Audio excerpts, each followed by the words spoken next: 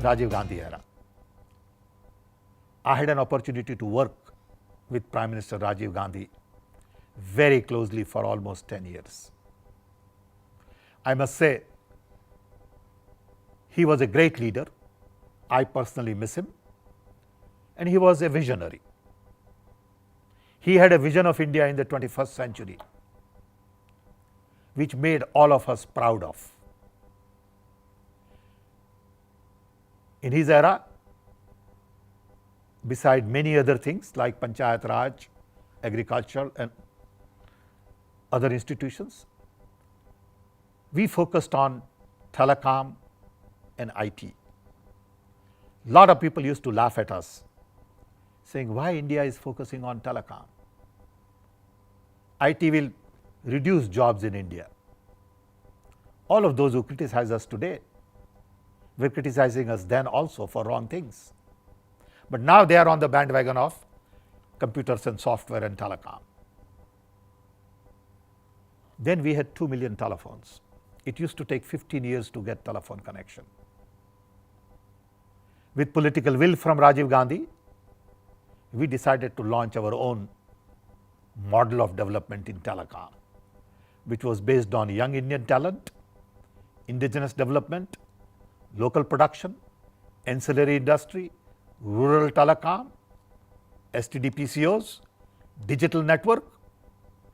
And I must tell you, in a short span of 20 years, now we have 900 million phones.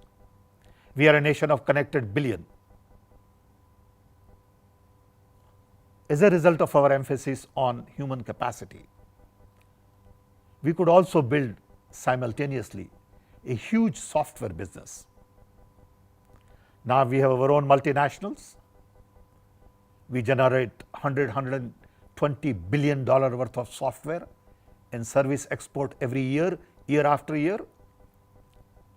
We are well recognized all over the world as IT leaders, and people respect us for our talent. That's a great accomplishment. In Rajiv Gandhi's era, we introduced technology missions to really take technology to people.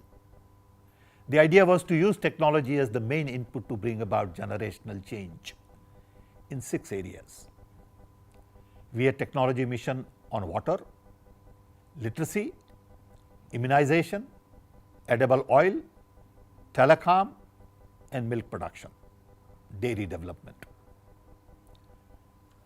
On water, we decided to focus on 100,000 villages to provide them rural drinking water. Then people used to ask simple question, what is so important about technology in water? So we focused on satellite imagery, geohydrological surveys for water sourcing. We created plants for excess iron removal, excess fluoride, water testing laboratories, and we used to have in our country guinea worm. We had almost 35,000 villages with guinea worm. It's a worm that comes out of your body, and this disease comes to you through waterborne some kind of lava which goes into your feet when you put your feet in the water. And the thing coming out of your body is almost like a spaghetti, and you take a pencil and roll it. You have to see it to believe it. 35,000 villages in India had guinea worm. We worked on it for many years and completely eradicated guinea worm. Nobody talks about it. Nobody even knows about it. That's the power of technology mission. We took technology as an entry point to bring about changes everywhere. We worked with voluntary agencies. We had missionaries with missionary zeals. We had a new management style. We went out to media to solicit their support. We travel around the country meeting with all the chief ministers. So we had state level missions, central level missions.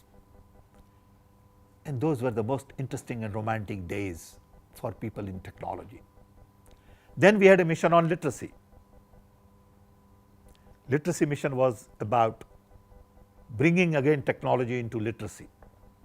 Simple things like dust-free chalk,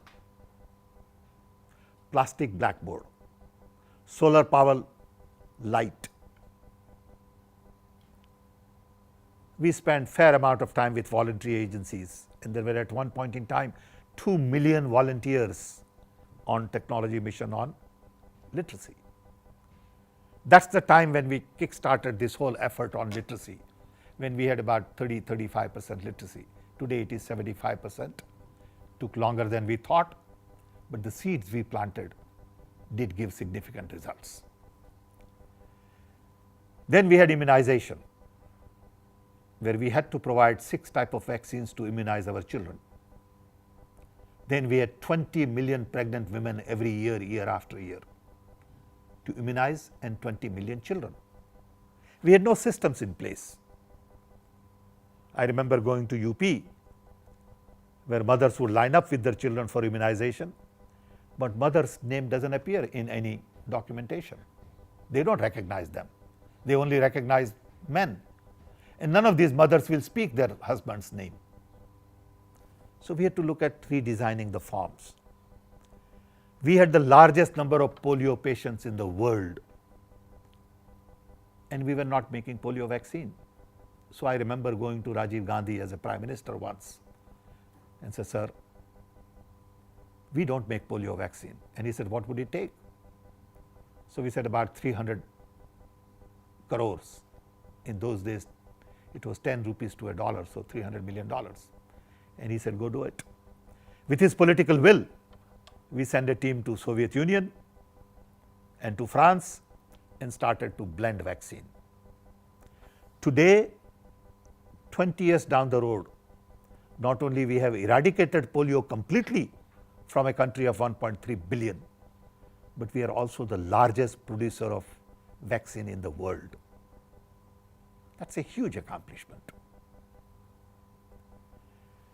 Then we looked at edible oil, because we were importing about $1 billion worth of oil at that time, mainly from Malaysia. And our job was to really shift a lot of our farmers into soybean, mustard, rapeseed, and other pulses to really produce oil seeds. I must tell you, we got a lot of support from our farmers. There was a time when we were importing $1 billion worth of oil, and we moved on to a point where we were exporting $600 million worth of oil cakes. We are again back to importing a lot of oil. So this is something we have to be on top of all the time. Telecom mission was something that I worked on it closely. It was a great success, and you all see the benefit today. Many of our young believe that the mobile phone is given to you as soon as you are born. But they don't remember that in our country not too long ago, it used to take 15 years to get a telephone. And we had just about 2 million phones. Growing up, I had never used a telephone in my life. I used my first telephone in the US, because then in India, if somebody had a phone, he was too rich to be my friend, and I had no need to call anybody. I had never seen television in India in '64 because we didn't have one. And today there are 400 television channels, and everybody has TV. And people say nothing got done in 60 years. Similarly, in oil seeds, in milk, Dr. Kurian, the legendary man, and his team really focused for long years on improving milk production. Today, we are the largest producer of milk in the world, but it took him 40 years to get there. I think the key message for the young people is that when you plant seeds, it takes long time to get fruits. And sometimes you are not lucky to see the fruits. I've been lucky enough to see the fruits of telecom seeds that we planted. I may not be lucky enough to see the fruits of innovation seeds we are planting.